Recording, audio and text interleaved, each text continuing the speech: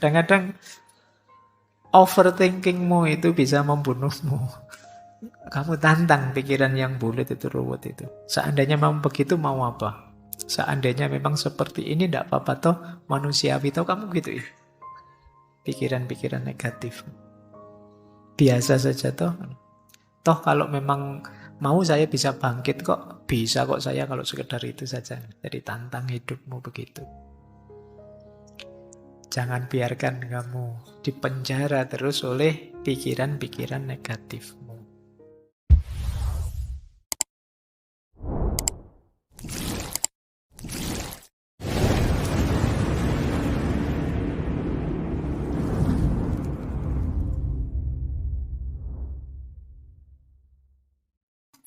Assalamualaikum warahmatullahi wabarakatuh. Bismillah, mari kita lanjut lagi belajar kita, ngaji kita. Nah, ini tips saja, trik saja mengembangkan positive mindset dan mengatasi negative mindset. Gimana Pak caranya biar saya bisa lebih positif, terhindar dari pikiran yang negatif, mindset yang negatif? Yang pertama, mari fokus pada kelebihan dan capaian-capaian. Terus kita bersyukur. Ini akan membuat kita positif. Saya bilang tadi, tidak mungkin kalau hidup kita negatif semua, minus semua. Pasti ada plusnya. Pasti ada anugerahnya. Minimal kita masih sehat, seperti saya bilang tadi. Minimal kita masih bernafas. Minimal kita masih punya banyak teman. Dan lain sebagainya. Pasti ada. Tidak ada Pak, ya kamu kurang jeli. Mungkin kamu bias konfirmasi tadi. Kalau kamu mau lebih objektif, lebih luas melihatnya, pasti banyak kok yang bisa disyukuri. Sepahit apapun, segelap apapun hidup kita. Yang kedua, tantanglah pikiran-pikiran negatif. Menantang itu maksudnya coba kamu tantang. Apa sih seandainya itu beneran, terus efeknya apa? Itu menantang pikiran negatif. Kamu kok tidak bisa sepak bola ya misalnya. Jadi kamu tadi insecure, temanmu pinter sepak bola semua. Kalau kamu tantang itu. Seandainya memang saya tidak bisa sepak bola kan tidak apa-apa toh. Apa memang harus bisa? Ini namanya nantang. Kamu kok ngajinya belum lancar gitu. Ngaji belum lancar itu kan urusan keseriusan belajar. Kalau saya belajar serius kan besok insya Allah bisa kan? Ya bisa. Jadi tantang terus. Jangan biarkan merajalela di kepalamu. Kamu sampai usia sekian kok belum punya pasangan. Tantang pikiran itu. Jadi, apa pentingnya punya pasangan sekarang? Misal? Ya.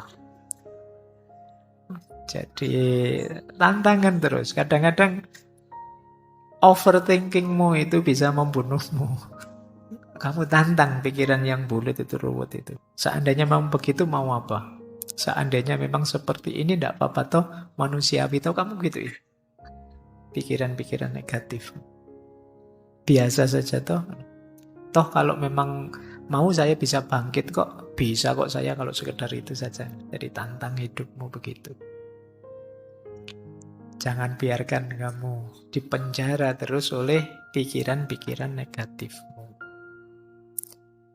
Yang ketiga, untuk meminimalisir biar tidak ketemu pengalaman-pengalaman negatif traumatik, tetapkan harapan yang realistis saja.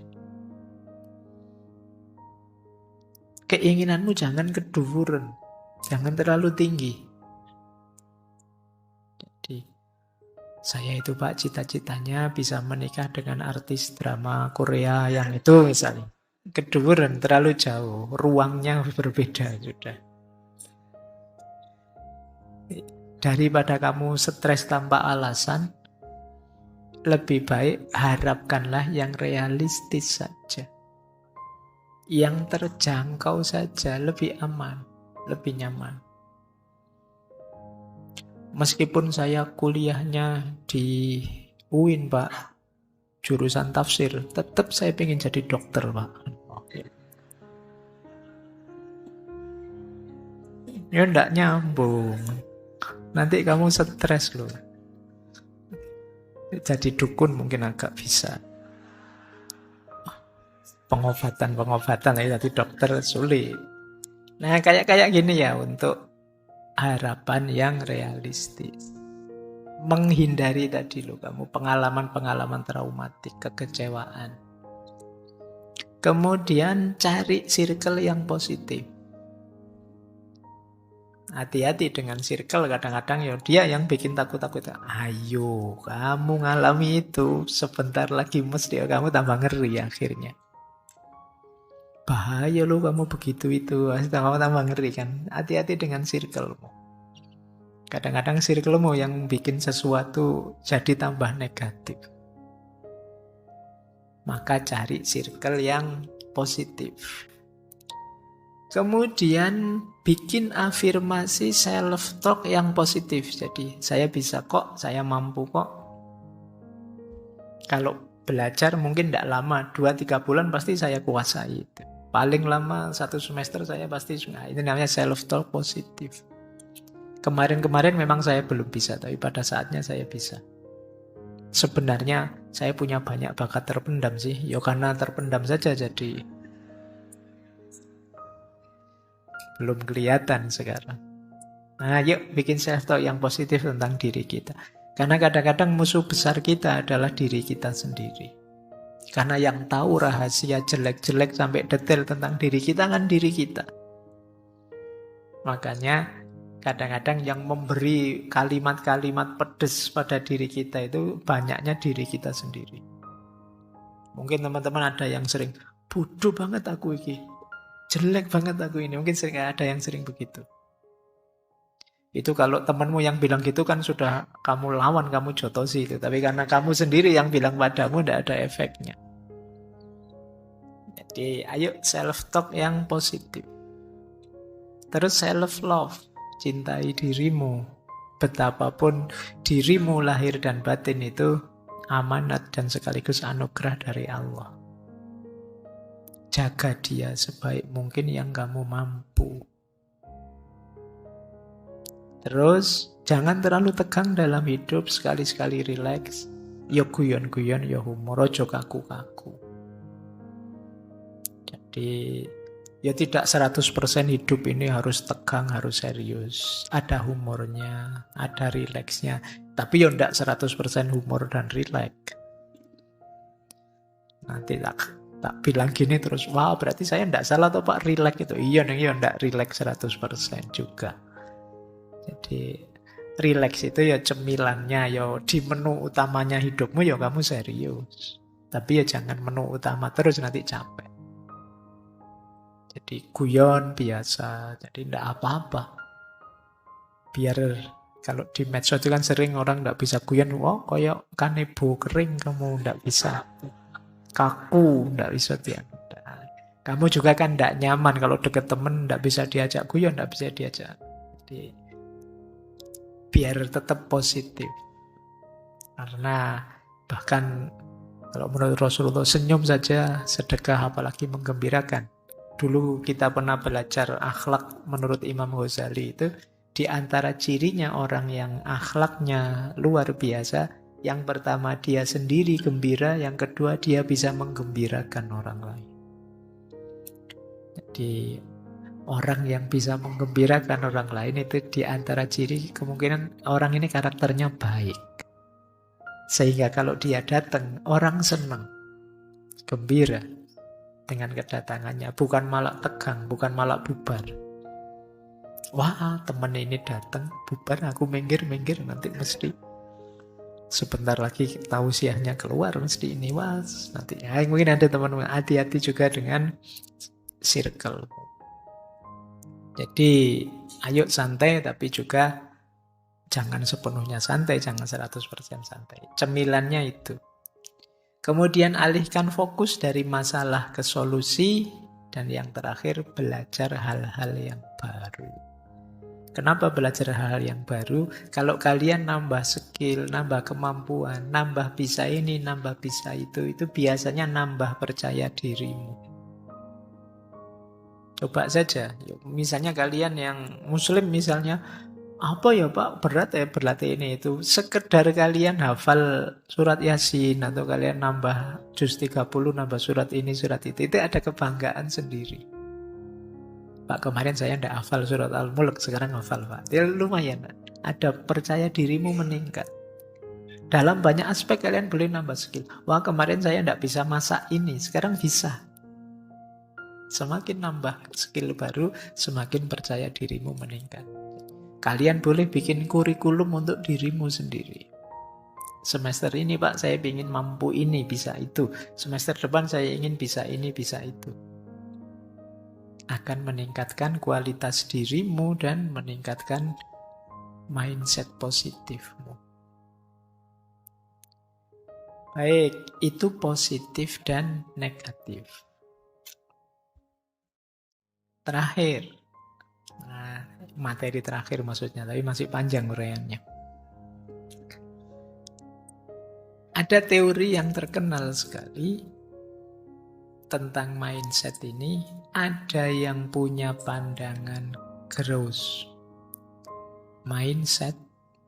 Mindset itu sesuatu yang berubah dan berkembang. Ada yang punya pandangan fixed mindset. Mindset itu sesuatu yang tetap dan tidak berubah. Ini mirip kayak positif dan negatif tadi ya. Jadi banyak yang orang mengkritik fixed mindset. Banyak orang menyarankan growth mindset. Jadi fixed mindset itu orang nganggep bahwa mindset itu ya tetap. Saya kayak gini ya kayak segini Pak. Inilah saya sudah, mau ndak mau. Nah, ini namanya fixed mindset. Nah, kita lihat mindset tetap dan mindset yang berkembang. Ya, yang positif sebenarnya yang berkembang. Tapi apa sih cirinya mindset yang tetap itu? Yang pertama, biasanya orang yang mindsetnya tetap itu menganggap kemampuannya juga tetap. Inilah saya, mau tidak mau pokoknya inilah saya. Kamu setuju atau tidak, seperti ini saya. Ini namanya orang yang punya pandangan mindsetnya tetap. Jadi kalau kamu menerimaku sebagai teman, ya seperti ini aku sudah. Ini tetap. Padahal manusia itu dia bisa berubah. Kamu pingin teman yang gimana sih? Aku bisa mengusahakan, saya pingin teman yang jujur. Wah iya ya, saya kurang jujur sih sekarang. Aku akan berusaha jadi jujur lah biar bisa jadi teman. Bisa begitu. Tapi banyak di antara kita yang menganggap bahwa mindset kita itu tetap. Yang kedua cirinya, jadi teman-teman ini pandangannya mindset tetap atau tidak, biasanya orang yang pandangannya mindset itu tetap, biasanya dia takut gagal. Dan menghindari tantangan. Karena dia nganggap, ya saya bisanya ini sih sudah sampai ini. Berarti saya tidak akan mampu lagi berkembang. Berarti saya ya tetap batasku hanya ini. Akhirnya apa? Dia menghindari tantangan. Diajak apa-apa tidak mau. Nyaman di zona nyamannya. Bahasanya double ya. Nyaman di zona nyaman. Kerasan sekali di situ. Dia tidak mau keluar dari zona nyamannya karena dia takut gagal. Kalau kalian ada ketakutan gagal sehingga tidak berani mencoba, tidak berani belajar, kemungkinan kalian masuk aliran yang menganggap mindset itu tetap. Yang keempat, orang yang punya pandangan mindset tetap biasanya sulit menangani kritik. Kalau dikritik ngamuk. Itu biasanya. Kenapa kalau dikritik ngamuk? Karena dia merasa bahwa aku ini sudah final begini. Ngeritik aku berarti meruntuhkan aku yang begini. Padahal orang yang mindsetnya berkembang, wah ada orang ngeritik, apa ya kurangku, apa ya salahku, Apa yang harus saya perbaiki, apa yang harus saya tingkatkan, apa yang harus saya ubah. Tapi karena dia menganggap dirinya sudah final, maka kritik itu dipandang menyerang dirinya. Karena tidak mungkin lagi ada peningkatan atau perubahan. Tapi orang yang punya pandangan mindset itu berkembang, dikritik jadi jalan untuk biar saya lebih baik lagi, lebih berkembang lagi. Nah, bagi yang kalau dikritik panas, ngamuk, kalian jangan-jangan kalian ada di mindset yang tetap ini. Ya memang dikritik itu tidak enak. Kalau tidak enaknya sih semua kritik itu tidak enak. Tapi responmu akan menentukan kamu termasuk orang yang mandek atau orang yang berkembang. Terus fokus pada hasil, bukan pada usaha. Ini fixed mindset. Pokoknya hasilnya apa? Tidak melihat proses. Jadi saya sudah begini ya begini. Padahal kalau mau berusaha lebih dalam mungkin saya bisa meningkat. Menganggap potensi itu terbatas, bahwa manusia itu ya terbatas potensinya, padahal manusia itu termasuk makhluk yang bisa berkembang, bisa jadi apa saja, punya kemampuan daya adaptasi yang luar biasa. Dan orang fixed mindset itu biasanya senang membandingkan tapi secara pesimis. Siapalah aku? Aku ini bukan apa-apa, aku bukan siapa-siapa di hadapanmu. Biasanya begini, sudah. Jadi membandingkan secara pesimis. Karena dia nganggap dirinya sudah selesai. Baik. Akarnya apa? Mindset tetap ini secara umum ya. Yang pertama biasanya pola pendidikan waktu kecil. Kadang-kadang kan kita sering memuji berlebihan atau menghina, mencela berlebihan. Kamu pointer banget pokoknya. Kamu goblok banget. Itu ketika ini sejak kecil polanya seperti ini ya, anak terus menginternalisasi pujian atau celaan itu sebagai pasti. Baik sebagai saya ternyata pinter dan titik di saya pinter itu, atau saya ternyata tidak pinter, saya bodoh dan titik di situ. Jadi lupa bahwa manusia itu naik turun berkembang. Jadi apa tidak boleh Pak memuji kamu sangat pinter? Ya boleh saja sih, tapi mungkin akan lebih produktif kalau kamu pinter, tapi kamu bisa meningkat lebih tinggi lagi. Kalau mau belajar, kalau mau konsisten. Kamu kurang pinter sih, tapi pasti kamu bisa ngejar teman-temanmu kalau kamu tekun. Ini menurut saya kalimat yang lebih positif. Dibandingkan memberi harga mati pada mereka, yang membuat mereka mengidentifikasi diri dengan itu. Yang kedua, norma-norma budaya dan masyarakat. Tadi ya, kadang-kadang memang ada masyarakat yang lebih milih, wah bakat alamimu itu, wah kamu itu orang jenius. Jadi lebih juga melakukan klaim-klaim pasti. Kalau ini anak baik, oh kamu anak nakal, kamu gitu. Jadi itu sehingga akhirnya orang terus menginternalisasi itu sebagai dirinya. Kata masyarakatku aku itu nakal kok, ya berarti ya melakukan ini ya wajar saja, wong saya anak nakal kok. Itu yang terjadi. Terus pengalaman awal kegagalan atau keberhasilan itu sering membuat orang merasa final sudah. Begitu gagal menganggap dirinya ya itulah batasnya, begitu sukses menganggap ya itulah batasku. Ini juga membuat orang mindsetnya mandek. Dan akar mindset yang tetap yaitu keyakinan pribadi dan bias kognitif. Ini seperti tadi ya, cara berpikir yang keliru. Lanjut. Ciri-ciri mindset yang berkembang. Growth mindset. Ada beberapa ciri ya. Ini saya baca cepat karena waktunya. Insya Allah teman-teman sudah paham yang dimaksudnya. Yang pertama, yakin bahwa kita ini berkembang. Bisa kok kalau kita ingin meningkat terus-menerus. Ini berarti kita ada growth mindset. Yakin saya belum final Pak yang seperti ini Pak. Saya bisa meningkat lagi, lebih baik lagi, lebih baik lagi. Yang kedua, siap menerima tantangan. Iya Pak, saya siap belajar Pak, saya siap menghadapi ini Pak, saya siap menghadapi itu Pak. Ada masalah, ayo Pak, biar saya lebih mampu lagi, lebih bisa lagi. Ini berarti kalian punya pola growth mindset. Kemudian gigih, tekun. Jadi ada masalah dianggap bukan hambatan, tapi tantangan untuk meningkatkan kualitas diri. Terus belajar dari kritik. Kalau ada kritik, terus introspeksi. Jadi tidak defense, tidak marah-marah, tidak ngamuk. Belajar untuk berkembang. Oh, ada orang kritik saya, berarti saya masih ada jeleknya, masih ada kurangnya. Saatnya belajar untuk berkembang. Fokus pada proses. Ini orang growth mindset, bukan pada hasil. Saya akan mengupayakan semaksimal yang saya mampu. Selalu begitu. Tercapai sih, ya, tapi masih bisa lebih lagi. Pasti masih bisa lebih maksimal lagi. Tidak tercapai sih, tetap saya akan ikhtiar untuk mencapai.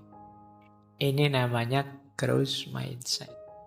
Kalau gagal, kegagalan adalah peluang untuk bangkit lagi. Jadi, tidak masalah. Melakukan apapun ya memang alternatifnya dua. Kalau tidak sukses ya gagal. Sukses alhamdulillah, gagal bangkit lagi. Itu saja, mikirnya tidak terlalu rumit. Kemudian mampu beradaptasi dan terbuka terhadap perubahan. Ini growth mindset. Jadi tidak anti perubahan, tidak anti hal yang baru. Karena kita sendiri akan selalu baru. Kita sendiri akan berkembang terus-menerus. Inilah growth mindset. Caranya bagaimana mengembangkan growth mindset ini? Saya agak cepat ya, ini mirip-mirip sebenarnya. Menerima tantangan. Mengubah self-talk tadi secara positif. Ikhtiar dimaksimalkan. Proses. Terus gagal adalah kesempatan untuk belajar dan bangkit lagi. Terus rayakan kemajuan. Setiap kali kita meningkat, syukuri itu. Bila perlu tidak sekedar syukuri, tapi juga syukuran. Ya, jadi syukuran itu berarti kalian rayakan itu. Anggap itu sesuatu yang besar dan penting. Biar kalian semangat untuk lebih meningkat lagi, lebih meningkat lagi. Jangan mengecilkan capaianmu sekecil apapun. Karena akan mendorongmu untuk lebih lagi, lebih lagi. Cari umpan balik. Jangan merasa sudah hebat, merasa sudah luar biasa. Kritik-kritik akan sangat berguna. Berlatih, belajar terus-menerus dari kegagalan. Cari circle yang positif. Dan kalau ada orang dengan mindset ini yang luar biasa, jadikan itu contoh dan teladan. Akan lebih mudah. Jadi kalian fokus ke orang-orang dengan growth mindset ini, kalian akan tertantang untuk seperti orang itu loh, bisa bangkit terus, meningkat terus, dan lain sebagainya. Ini akan meningkatkan dirimu, tambah hebat, tambah hebat. Jadi orang dengan growth mindset ini, orang yang nambah waktu tambah hebat. Kalau bahasa agamanya, yaumuhu khairun min amsihi. Hari ini lebih hebat dari kemarin, besok lebih hebat dari hari ini, dan seterusnya. Baik, terakhir untuk menutup ngaji malam hari ini ya. Yo, dalilnya sekarang. Ini yang disebut Islamic growth mindset. Jadi kalau kalian tanya Pak, growth mindset itu kalau diterjemahkan dalam bahasa Islam Apa yang harus kita lakukan? Yang pertama, jangan berhenti berikhtiar dan berusaha. Wa alaisa lil insani illa ma sa'a. Wa inna sa'yahu saufa yura. Sesungguhnya tidak lain bagi manusia itu kecuali apa yang dia usahakan, dan hasil usaha itu akan dia lihat, akan dia rasakan. Dan Allah memang tidak mengubah nasib kita sampai kita berikhtiar mengubahnya. Jadi growth mindset itu ciri pertama, ikhtiar dan tawakal. Ciri kedua, senantiasa belajar tentang apapun. Makanya di situ saya sebut dua hadis. Yang pertama, tholabul ilmi faridotun ala kulli muslimin. Mencari ilmu itu wajib bagi setiap muslim, dan al-hikmatu dholatul mu'min haitsu wajadaha fahuwa ahqqu biha. Hikmah itu barang hilangnya seorang mukmin. Dimanapun menemukannya, maka dia berhak atas itu. Jadi kalian silahkan belajar apapun, dimanapun, tentang apapun. Begitu ketemu hikmah, ambil saja. Hikmah itu sesuatu yang bermanfaat, yang berguna, yang maslahat untuk hidupmu. Kalau ketemu itu belajar tentang apa saja, di mana saja, ambil saja, karena itu dholatul mu'min, barang hilangnya seorang mukmin. Kemudian kalau sudah rumus belajar, ada rumus sabar dan tekun. Jadi sabar dan tekun meningkatkan diri, menyelesaikan tugas demi tugas, amanat demi amanat. Ya ayyuhalladzina amanusbiru wasobiru warobitu. Jadi, wahai orang-orang yang beriman, sabarlah dan bersabarlah serta tekunlah. Dan bertakwalah pada Allah, semoga kalian beruntung. Kemudian sabar dan tekun, terus muhasabah, introspeksi diri terus-menerus untuk menemukan saya masih kurang apa, harus memperbaiki apa. Itu muhasabah. Hanya orang sombong yang merasa dirinya sudah benar terus, baik terus, tidak ada salahnya. Jadi manusia yang baik itu manusia yang mau introspeksi, merenungi dirinya. Baik, itu saya nulisnya salah, yaitu surat Al-Hasyr. Ya ayyuhalladzina amanu taqullaha wal tanzur nafsum ma qaddamat lighad. Jadi itu saya tulis HR Bukhari, itu salah. Itu Al-Qur'an. Wahai orang-orang yang beriman, bertakwalah pada Allah dan tengoklah dirimu apa yang engkau siapkan untuk besok di masa depanmu. Di muhasabah, saya sudah menyiapkan apa untuk masa depan? Kurang saya apa? Saya punya kelebihan apa? Apa yang harus saya lakukan? Apa yang harus saya tingkatkan? Dan yang terakhir, optimis. Jangan putus asa, jangan menyerah. Wala tai'asu min rauhillah innahu la yai'asu min rauhillahi illal qaumul kafirun. Jangan putus asa dari rahmatnya Allah, karena tidak berputus asa dari rahmatnya Allah kecuali orang-orang yang kufur. Kenapa orang yang putus asa disebut kufur? Karena orang yang putus asa lupa adanya Allah. Kalau kita senantiasa sadar bahwa Allah ada dan Allah hadir, pasti kita tidak putus asa. Apa sih yang tidak mungkin bagi Allah? Tapi begitu kita putus asa, pasti di situ kita sedang melupakan Allah, mengingkari ada dan hadirnya Allah. Makanya disebut tidak termasuk orang yang putus asa itu termasuk illal qaumul kafirun. Hanya orang-orang yang kufur, orang-orang yang kafir. Jadi hati-hati dengan mental putus asa dan menyerah. Kenapa? Kalau dalam agama disebut kufur, tapi ya dalam hidup sehari-hari menunjukkan kita mandek, berhenti, tidak berkembang lagi. Padahal ada Allah sih, apa yang tidak mungkin bagi Allah? Baik, saya kira itu ya teman-teman untuk malam hari ini. Yuk mulai pelan-pelan menata mindset kita, karena nasib kita, keuntungan hidup dan kerugiannya ditentukan antara lain oleh cara berpikir, cara kita merespon menanggapi hidup ini, oleh mindset kita.